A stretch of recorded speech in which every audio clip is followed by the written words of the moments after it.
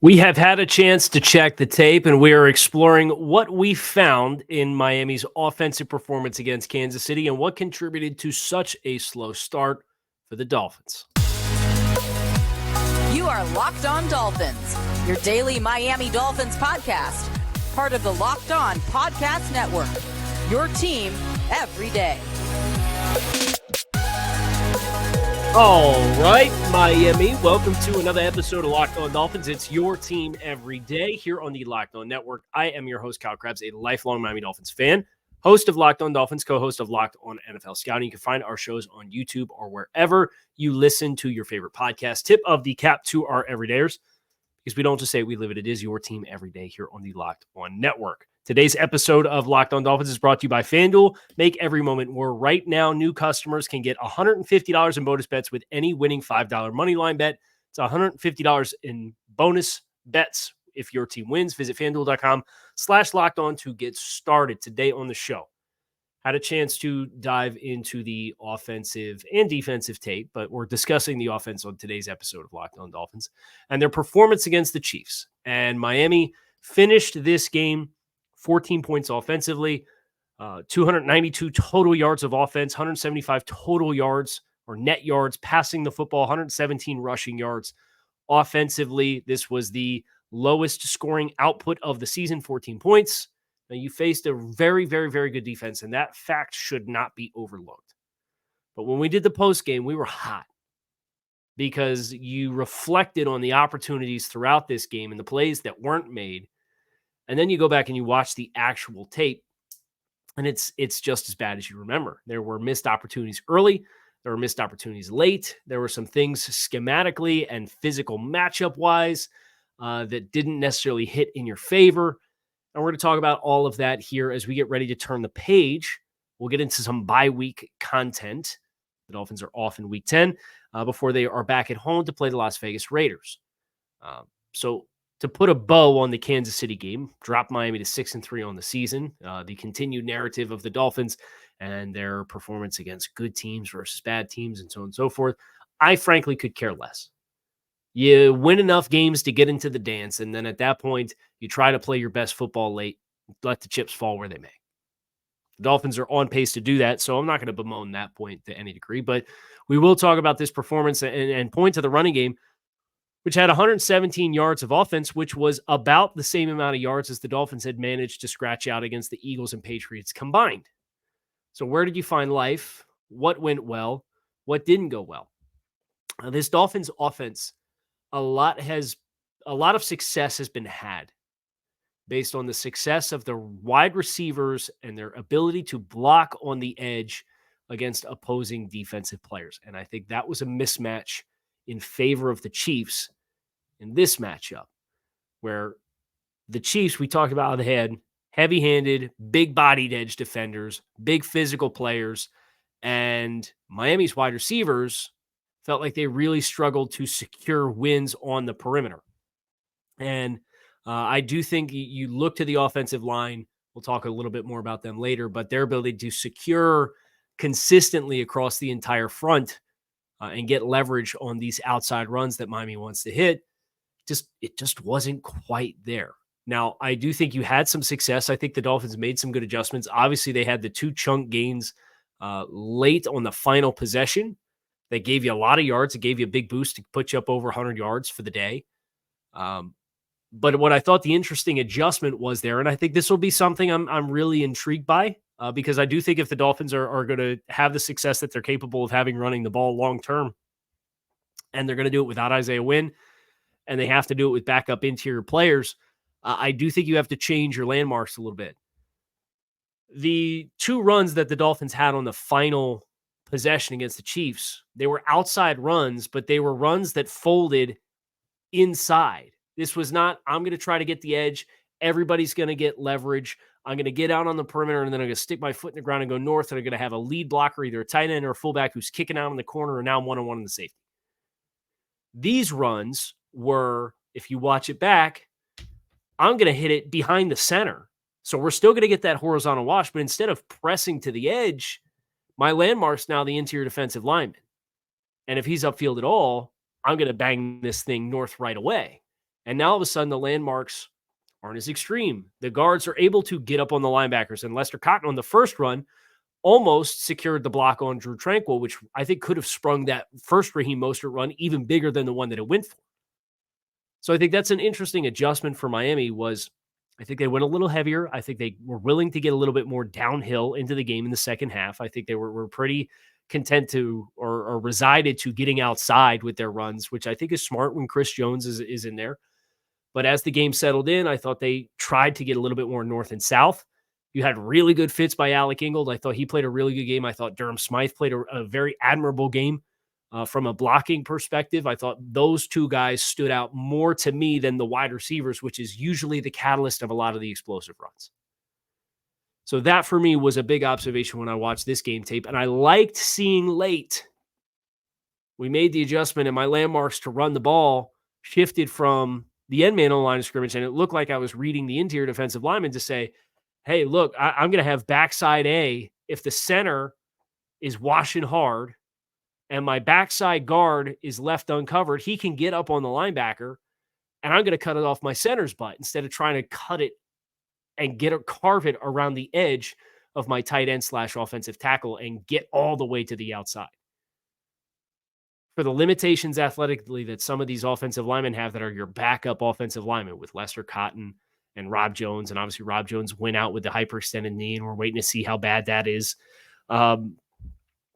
That was promising because it showed same concept, adjustment to maximize the personnel that you had at your disposal. So I'll be very, very interested to see against the Raiders. Now they don't quite have size. If you look down the line, I think the Jets are a team with their speed at linebacker that it might behoove you to be able to get north on a little bit more. And they also have an interior disruptive player like Quinnen Williams. The Commanders are a little bit softer on the edge now after trading Chase Young and Montez Sweat. The Tennessee Titans are a team that is pretty stout on the edge with Danico Autry, Harold Landry. There's some names there. The Cowboys with Micah Parsons, the Ravens. There are some teams up here throughout the back half of this schedule that Miami would really benefit from having the outside run flow, but it's going to design to hit more inside and really get you north quicker as compared to getting out on the perimeter. Plus you get Devon Achane back, so we'll see what that looks like. But that for me was the running game. I thought the wide receivers were outmatched on the edge a little bit. And then Miami, when they found success in the second half, their landmarks changed a little bit. They got a little bit more vertical, a little bit more quickly. So it was a good adjustment, but not obviously enough for the Dolphins to pull out a win in Week 9 against Kansas City Chiefs. We're going to talk about the passing game next here on this episode of Locked On Dolphins. Stick with us. Today's episode of Locked On Dolphins is brought to you by PrizePicks, daily fantasy sports done right. It is the largest daily fantasy sports platform in North America, and they're the easiest and most exciting way to play daily fantasy sports because it's you against the numbers, not you against thousands of other people. It's you against the house. You pick more or less on 2 to 6 player stat projections, and you can watch your winnings roll in. And if you hit your stat projections right, you can win up to 25 times your money with one pick on PrizePicks. Selections can be made in 60 seconds or less from your phone with a few taps on your phone. So it's super easy and convenient. They've added Apple Pay to make sure that you can always stay in the game and always have something to root for on game day. You can go to prizepicks.com/LockedOnNFL and use code LockedOnNFL for a first deposit match of up to $100. That is prizepicks.com/LockedOnNFL and use code LockedOnNFL for a first deposit match of up to $100. As far as the passing game, there was a little bit to go around. I did not think Tyreek Hill played particularly well in his first game against his former team. Tua Tagovailoa had a corner route to Tyreek that was an absolute rope that hit Tyreek's outstretched hands with leverage. Tua properly read a flat-footed safety, and he put it out there, and it hit Tyreek Hill in both hands, and it would have been a tough catch, but if you're a $30 million a year player, and I know I said this on the postgame immediately after the game, you have to make that catch. Tyreek Hill has another throw on a glance, bang eight, whatever you want to call it, that is marginally behind him. Tyreek elevates, gets two hands on the football, and does not catch it for a chunk gain.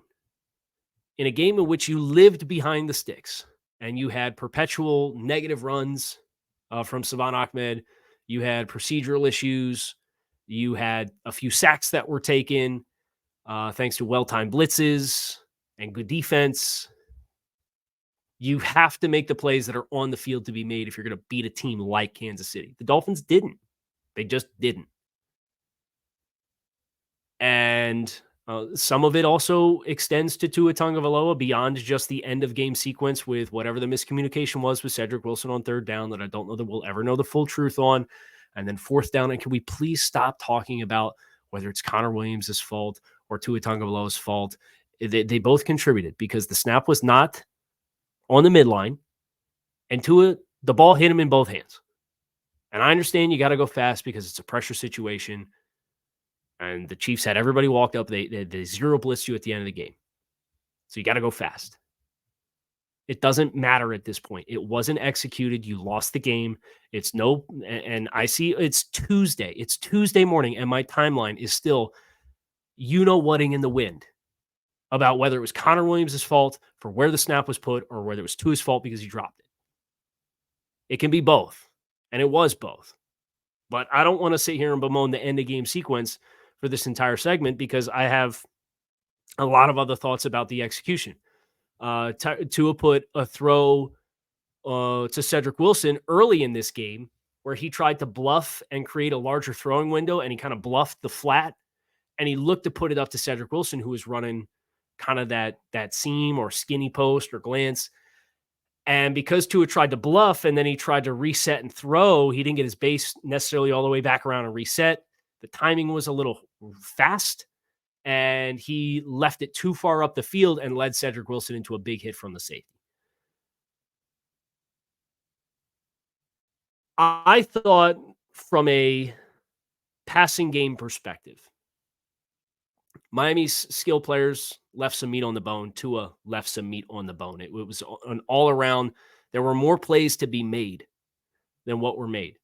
I thought the second down on the end of game sequence, there was an opportunity potentially get quickly to Salvon Ahmed in the slot to the left-hand side. They tried to throw that to Jalen Waddle through contact.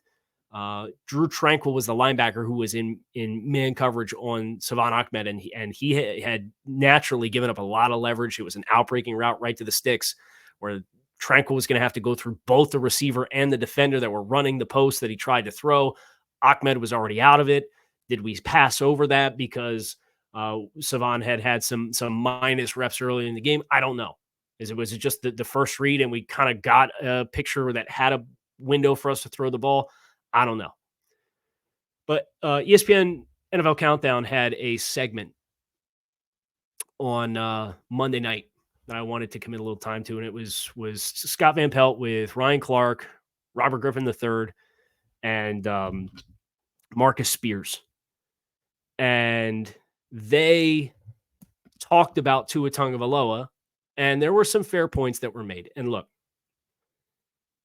I pride myself on being big picture objective, being able to talk about all different angles, right? And I'm not a Tua apologist. I'm not a Tua homer. I root for Tua Tagovailoa. He's the quarterback of this team. He's very easy to root for. He's been an awesome story, and I think he's a quarterback that you can win with. If you, respectively, whoever's listening or watching this show, if you want to have the conversation about whether or not Tua Tagovailoa is a $50 million a year quarterback and the Dolphins should pay him that, fair. You can have the conversation. I'd listen to both sides of that argument. If you want to ask what the physical ceiling is of Tua Tagovailoa relative to some of the other high ceiling quarterbacks in the NFL who are playing at a high level and what they can do outside of structure, I don't know that that's ever going to be a true asset of Tua's game. I think he has shown significant growth in that area of his game, particularly this year. You can have that conversation about that debate, and those were among the things that NFL Countdown talked about. But Marcus Spears asked a question that really bothered me. And Tua's a big boy. Tua doesn't need me to stand up for him. And I know when we had the crossover with Locked On Eagles, the Locked On Eagles guys, the day before the crossover, and after I recorded this clip had come out where they talked about Tua, and a bunch of Dolphins fans were mad that I didn't defend Tua to the Locked On Eagles guys. Tua doesn't need me to defend him. He's a big boy, right? But this question from Marcus Spiels really bothered me because RG3 said the Dolphins are a good team. We know they're a good team. But if they're going to be a great team, they have to win one of these games, which is totally fair. And Tua Tagovailoa in that moment is going to have to elevate his play and make the plays that were on the field to be made. Also totally fair. I can't help but wonder what the storyline would be if the Dolphins played the Chiefs in week 1 and then the Dolphins played the Chargers last week, and the exact same outcome of each respective game was exactly the same, and the Dolphins won 36-34, and Tua took the 2-minute drive down the field and hit the 3rd and 10 down the field on the big shot to Tyreek Hill outside of structure, and then had the touchdown pass in the red zone in the final 2 minutes. What would the narrative be? I don't know. I can't help but wonder. But you want to have the conversation because it's recency bias and all that? Fine. Marcus Spears asked, and he said, I'm not talking about anybody's manhood or anything, but is Tua Tagovailoa afraid in the pocket? And I just think that is such a BS question to ask, because I hope ESPN has a segment asking if Justin Herbert is scared in the pocket based on his play against the New York Jets pass rush last night. And this is not a Justin Herbert versus Tua thing. It's not a Joe Burrow versus Tua thing. It's none of that. This entire offseason was spent talking about Tua Tagovailoa needs to play a judicious style of football to protect himself in the pocket, mitigate the hits that he takes, and prolong his career to protect himself from injuries. So if Tua Tagovailoa is under pressure with a free runner off the edge and somebody coming in his face that uncovers against our interior offensive lineman, and he goes down and concedes the play, or if he gets outside the pocket and he can tell very quickly, I'm not going to get the angle, I'm just going to go down and live to fight another down. Isn't that what we've asked for this entire time? You could give me no net positive plays from Tua outside of structure if you told me that he wouldn't take hits on those plays and we would live to fight another down because of the supporting cast and the offense that you play. You're always going to have a chance to convert. Case in point, the conversion that they had on a 3rd and forever against the Patriots just last week. But you heat up any quarterback in the pocket,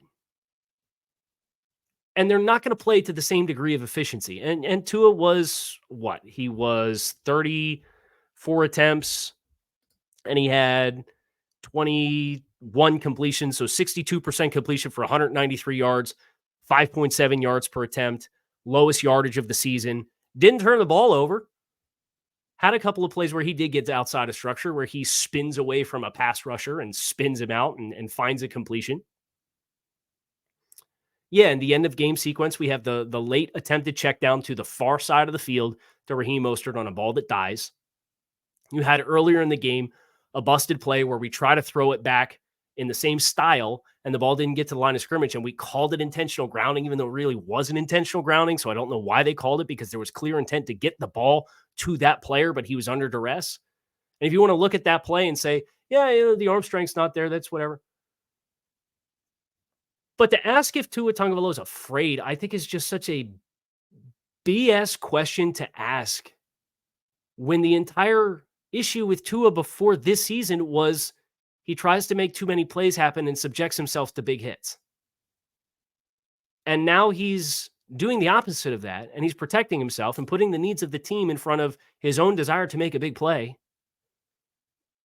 And he plays and he holds the ball longer than 2.5 seconds, but for the longest volume of play of any team that the Dolphins have faced this season. And he faces more pressure than he's faced all season long.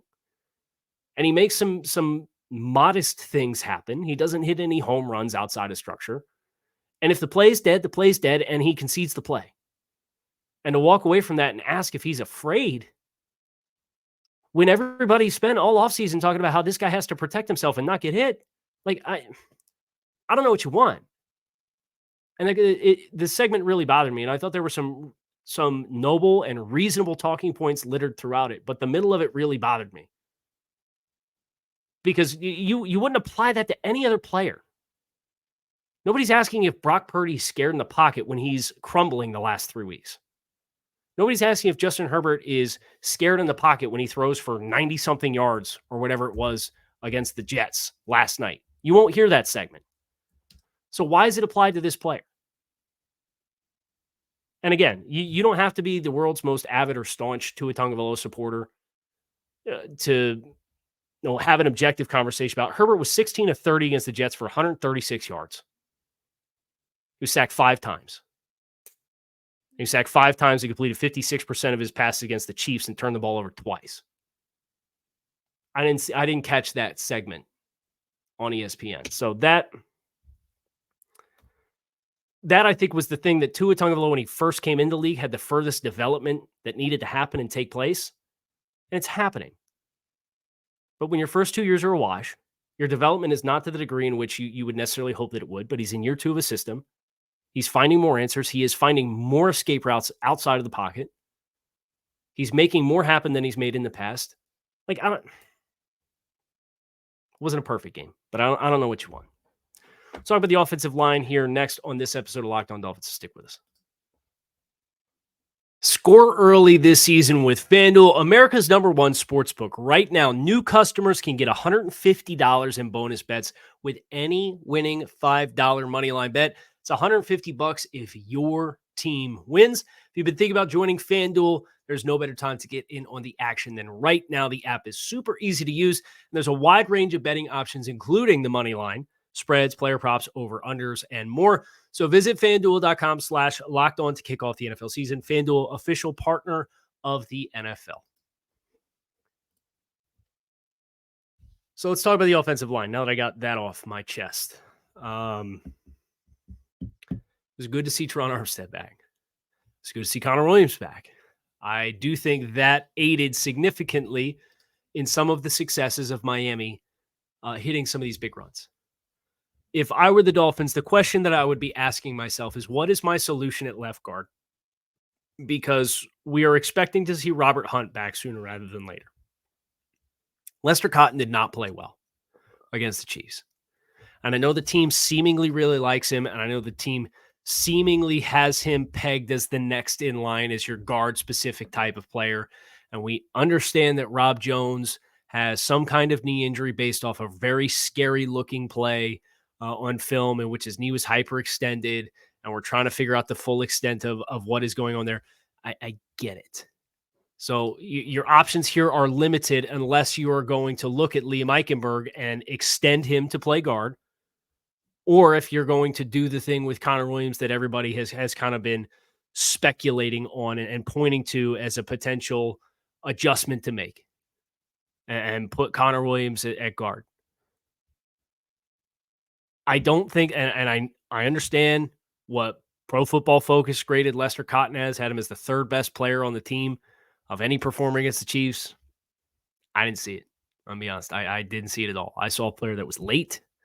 I saw a player that was labored.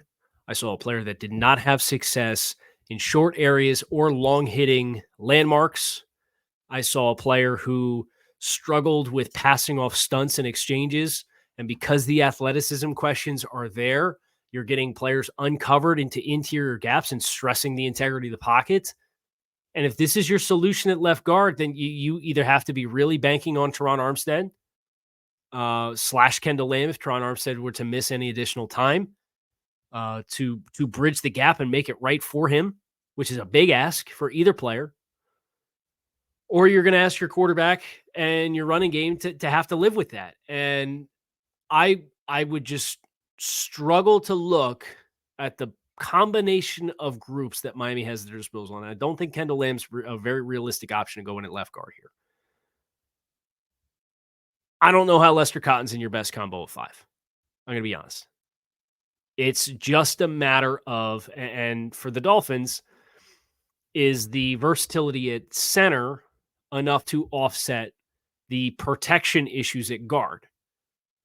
Potentially. That's the conversation that this team is going to have to ask. But I thought both guards, again, really struggled with the sequencing and the execution and the leverage that allowed this running game to be as robust and dynamic as it was. And again, the Dolphins made some adjustments and they turned this into a little bit more vertical run game as the game went on. And I think you saw the team pay dividends. And that extends beyond just the last drive with the 2 runs by Raheem Mostert. You had some really good between the tackle runs.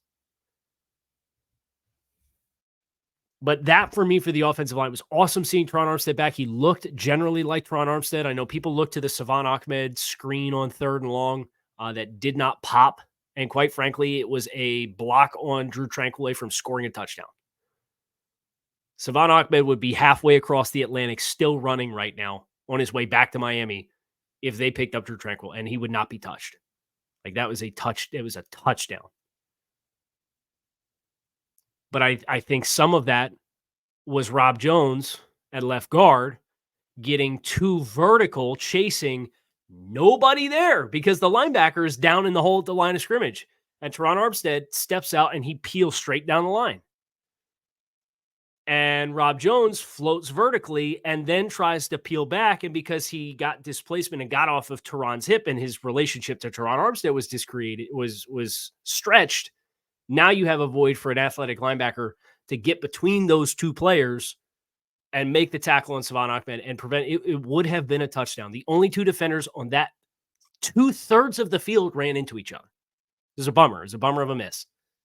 But for Miami and their offensive line, if you told me that you have Teron Armstead back and he plays the back half of the season, and even Kendall Lamb, we'll give him his flowers when we do some bye week stuff at the midway point of the season. One of the unheralded heroes of the first half of this Dolphins season, because if you told anybody in August that Teron Armstead was going to play in 3 games in the first 9, you'd have said, oh my goodness, two would be on IR. They'd give up so many sacks. They'd have all these issues.